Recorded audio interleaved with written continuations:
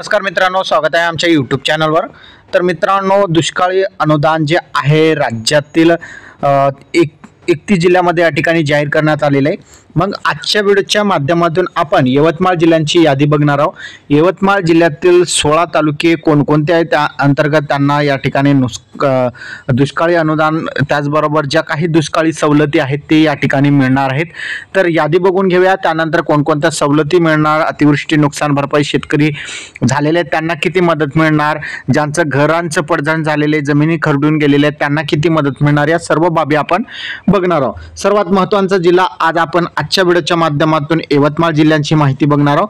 यवतमाळ जिल्ह्यामध्ये पुसद, यवतमाळ, बाबुळगाव, मारेगाव, महागाव, उमरखेड, कळंब, घाटंजी, त्याचबरोबर राळेगाव, दारवा, आर्णी, नेर, डिग्रस, पांढरकवडा, वणी आणि झरी जामणी असे 16 तालुके आहेत आणि या 16 तालुक्यांना जे आहे दुष्काळी सवलती लागू करण्यात आलेले। आता या 16 तालुक्यांना कोणकोणत्या सवलती मिळणार आहे, त्याचबरोबर शेतकऱ्यांना किती मदत मिळणार आहे, या सर्व बाबी आजच्या व्हिडिओच्या माध्यमातून बघणार आहोत। त्यासाठी हा व्हिडिओ शेवटपर्यंत नक्की बघायचा आहे। तर दुष्काळी सवलतीमध्ये बघितलं तर जमीन महसुलामध्ये या 16 जे तालुके आहेत यवतमाळ जिल्ह्यातील यांना या ठिकाणी दुष्काळी सवलतीमध्ये सूट भेटणार आहे। सहकारी कर्जाचे या यवतमाळ जिल्ह्यातील 16च्या 16 तालुक्यामध्ये पुनर्गठन कर्जाचे करता येणार आहे। त्याचबरोबर शेतीशी निगडीत जे काही तुम्ही कर्ज घेतलेले आहे ते 1 वर्ष बँक तुम्हाला मागणार नाही, ते स्थगिती करण्यात आलेले राज्य सरकारमार्फत। त्याचबरोबर तुम्ही जे काही शेतामधील जे मोटर असेल, तुम्ही जे वीज वापरता त्याच्यासाठी सुद्धा 3 महिने वीज बिल माफ केलेलं आहे। आणि त्याचबरोबर परीक्षा शुल्कामध्ये या ठिकाणी बघितलं तर माफी देण्यात आलेली आहे व 10वी 12वीच्या विद्यार्थ्यांचे सुद्धा जे परीक्षा शुल्क आहे ते सुद्धा माफ करण्यात आलेले आहेत। या सवलती आता जे आहे यवतमाळ जिल्ह्यातील 16 तालुक्यांना मिळणार आहेत। आता महत्त्वाचं बघूया शेतकऱ्यांसाठी काय मिळणार, कोणकोणते अनुदान मिळणार। तर शेतकऱ्यांसाठी बघत असताना अतिवृष्टी असेल, पूर परिस्थिती असेल, यामुळे मोठ्या प्रमाणात महाराष्ट्रातील त्याचबरोबर यवतमाळ जिल्ह्यातील या 16 तालुक्यामध्ये मोठ्या प्रमाणात नुकसान झाले, ज्यामध्ये अतिवृष्टी आणि पुरामुळे शेती पिकांचं नुकसान झालं, जमिनी खरडून गेल्या, त्याचबरोबर विहिरींचं नुकसान झालं, मनुष्यहानी झाली, घरांची पडझड झाली, वस्तू साहित्य यांचं मोठ्या प्रमाणात नुकसान झालं, वैयक्तिक सार्वजनिक मालमत्तेचं नुकसान झालं। आणि यासाठी राज्य सरकारनं जे काही विशेष पॅकेज जाहीर केलेलं आहे त्या अंतर्गत आता कोणकोणत्या सवलती या जिल्ह्यांना मिळणार आहे, या जिल्ह्यातील तालुक्यांना महसूल मंडळांना मिळणार आहे।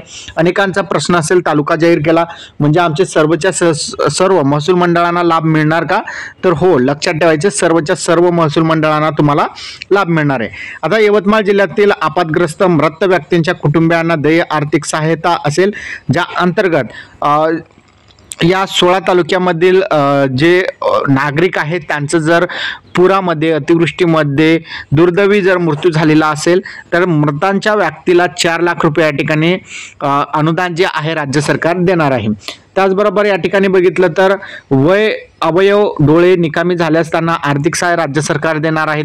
40 ते 60% जर आर्थिक या ठिकाणी अपंगत्व आलेला असेल या अतिवृष्टी पूर परिस्थितीमध्ये तर 74,000 रुपये भेटतील आणि 60%पेक्षा अधिक अपंगत्व आलेला असेल तर 2.5 लाख रुपये भेटतील। जखमी व्यक्ती असेल ते हॉस्पिटलमध्ये 1 आठवड्यापेक्षा अधिक काळांसाठी असेल तर 16,000 रुपये आणि 1 आठवड्यापेक्षा कमी कालावधींसाठी असेल तर 5,400 रुपये या ठिकाणी मदत दिली जाणार आहे। त्याचबरोबर पूर्णत्व नष्ट झालेल्या घरांसाठी सुद्धा या ठिकाणी मदत मिळणार आहे। आता 1,20,000 रुपये सपाट भागातील घरांसाठी या ठिकाणी दिलं जाणार आहे आर्थिक सहाय्य आणि 1,30,000 रुपये डोंगराळ भागातील घरांसाठी या ठिकाणी दिलं जाणार आहे। अंशतः पडझड झालेल्या घरांसाठी सुद्धा राज्य सरकारनं मदत जाहीर केलेली आहे, ज्या अंतर्गत कच्च्या घरांसाठी 4,000 रुपये तर पक्क्या घरांसाठी 6,500 रुपये प्रति घर याप्रमाणे या ठिकाणी मदत मिळणार आहे। त्याचबरोबर गावामधील झोपडी असेल यांचं नुकसान झालेलं असेल तर 8,000 रुपये, गाई गोटांचं नुकसान झालेलं असेल तर या ठिकाणी 3,000 रुपये प्रति गोटा याप्रमाणे मिळणार आहे। आता मृत जनावरांसाठी सुद्धा मोठ्या प्रमाणात राज्य सरकार मदत करणार आहे, ज्या अंतर्गत दुधाळ जनावरे तुमच्याकडे असतील 37,500 रुपये याप्रमाणे प्रति जनावर या ठिकाणी किती जनावर सुद्धा तुमच्याकडे या ठिकाणी मदत मिळणार आहे। ओढकाम करणारे जनावरांसाठी 32,000 प्रति जनावर लहान जनावरांसाठी 20,000 रुपये प्रति जनावर, शेळी मेंढ्यांसाठी 4,000 रुपये प्रति जनावर, कुक्कुटपालनासाठी 100 रुपये प्रति कोंबडी याप्रमाणे जे आहेत 27/3/2023च्या शासन निर्णयानुसार म्हणजेच SDRFच्या निधीमधून आणि जे काही मदत राज्य सरकारकडून होईल ती मदत या ठिकाणी केली जाणार आहे।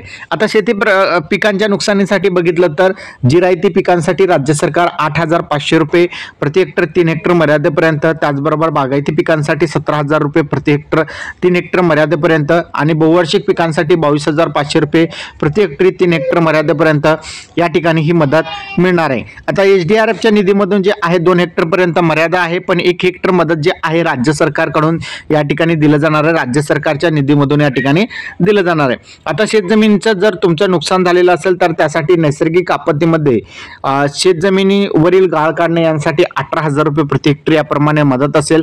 दरड कोसळणे, जमीन खरडून जाणे, खेचणे, नदी पात्र प्रवाह बदलल्यामुळे शेतजमिनींचं जर नुकसान झालेलं असेल तर त्यासाठी 47,000 रुपये प्रति हेक्टर याप्रमाणे मदत मिळेल। 2 हेक्टर मर्यादा ही SDRFची असेल आणि 1 हेक्टर जी मर्यादा आहे ती राज्य निधीमधून या ठिकाणी दिलं जाणार आहे। असे एकूण 3 हेक्टर मर्यादा राज्य सरकारनं ठेवलेली आहे।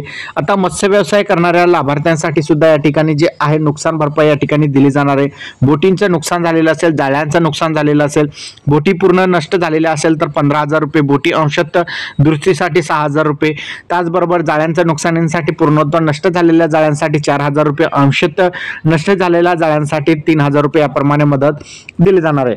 आता महत्त्वाचं म्हणजे एक जे मदत राज्य सरकार शेतकऱ्यांना करत असताना कृषी विभागामार्फत सुद्धा या ठिकाणी मदत केली जाणार आहे, ज्या अंतर्गत रब्बी हंगामामध्ये बियाणे खरेदी करण्यासाठी 10,000 रुपये प्रति हेक्टरी याप्रमाणे जे आहे 3 हेक्टर मर्यादेपर्यंत रक्कम दिली जाणार आहे। तर रब्बी हंगामांसाठी ही मदत केली जाणार आहे। आता अनेकांचा प्रश्न होता, राज्य सरकार ज्यावेळेस घोषणा करत होता त्यावेळेस त्यांनी सांगितलं होतं की 18,500 रुपये जिरायती शेतींसाठी, बागायतदार शेतकऱ्यांसाठी 27,000 रुपये आणि बहुवार्षिक पिकांसाठी 32,500 रुपये याप्रमाणे घोषणा केलेली होती। मग यामध्ये GR ज्यावेळेस आला त्यावेळेस तर 8,500 दाखवत आहे। तर लक्षात ठेवा, ज्या वेळेस राज्य सरकारने घोषणा केली त्यावेळेस 18,500 जे आहेत ते रब्बी पिकांच्या जे लागवडीसाठी जे तुम्हाला खते बियाणे घेण्यासाठी जे 10,000 रुपये घोषित केलेले आहे ते सुद्धा त्यामध्ये ॲड करून असे एकूण 18,000 रुपये या ठिकाणी शेतकऱ्यांना दिलं जाईल असं सांगितलेलं होतं। त्यामुळे 18,500 रुपये जे तुम्हाला सांगितलं जात होतं ते 10,000 रुपये प्रति हेक्टरी ज्याप्रमाणे रब्बी हंगामांसाठी मिळणार आहे ते सुद्धा ॲड करून सांगितलं गेलेलं होतं।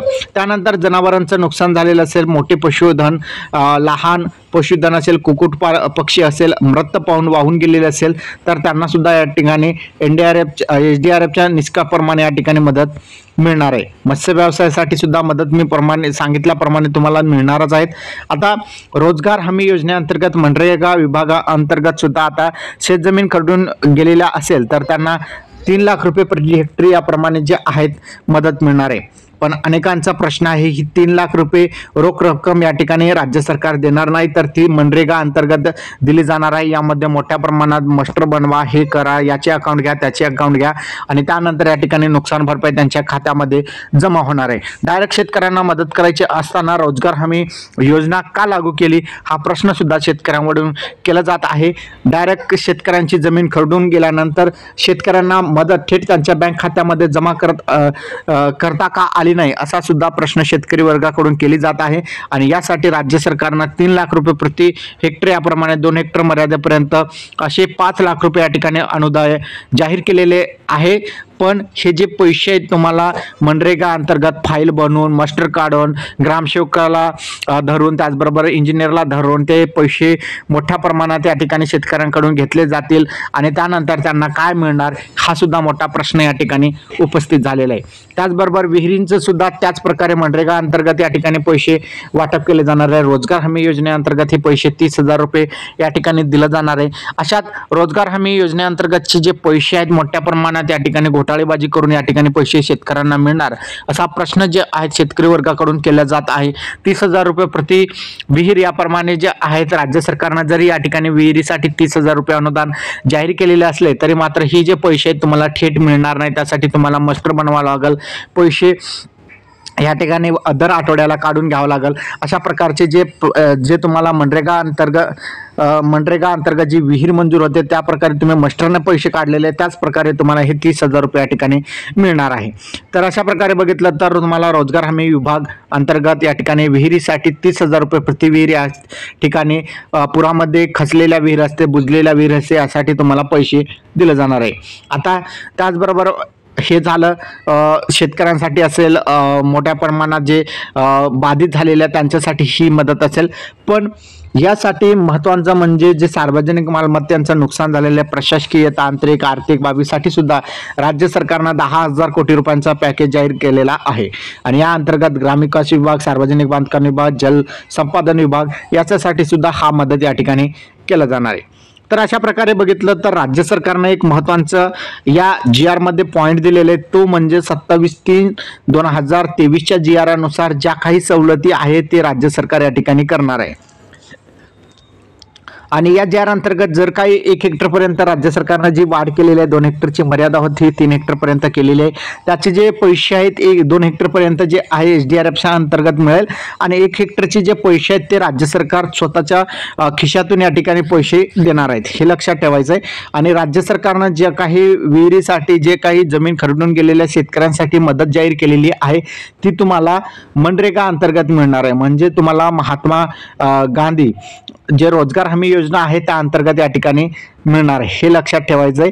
त्याच्यासाठी तुम्हाला मस्टर असेल, फाईल असेल, या मोठ्या भानगडीमध्ये पडावं लागणार आहे आणि त्यानंतरच ते पैसे तुम्हाला मिळतील। आणि जे रोख रक्कम आहे शेती पिकांच्या नुकसानीसाठी ती 8,500 आणि 10,000 रब्बींसाठी असे 18,500 रुपये, जिरायती पिकांसाठी, बागायती पिकांसाठी 17,000 रुपये या ठिकाणी ही मदत असेल आणि 10,000 रुपये रब्बीसाठी असे एकूण 27,000। त्याच प्रकारे बहुवार्षिक पिकांसाठी 22,500 रुपये, रब्बी पिकांसाठी 10,000 रुपये असे एकूण 32,500 रुपये आणि ही 3 हेक्टर मर्यादेपर्यंत या ठिकाणी ही मदत मिळणार आहे। तर अशा प्रकारे बघितलं तर राज्यातील शेतकऱ्यांसाठी असेल, पूर परिस्थितीमध्ये बाधित झालेल्या नागरिकांसाठी असेल, राज्य सरकारने ही मदत जाहीर केलेली आहे। तर या यवतमाळ जिल्ह्यातील 16 तालुक्यांना ही मदत लागू असेल आणि 16 तालुक्यातील सर्वच्या सर्व महसूल मंडळामध्ये ही मदत मिळणार आहे, हे मात्र लक्षात ठेवायचं आहे। आणि यवतमाळ जिल्ह्यातील सर्व नागरिकांना सूचना आहे, हा व्हिडिओ जास्तीत जास्त शेअर करा आणि या व्हिडिओला लाईक करा। चॅनलवर नवीन असाल यवतमाळ जिल्ह्यातील सर्व नागरिकांनी या ठिकाणी सबस्क्राईब करा। यवतमाळ जिल्ह्याची माहिती तुम्हाला वेळोवेळी सर्वात अगोदर आणण्याचा मी प्रयत्न करेल। धन्यवाद।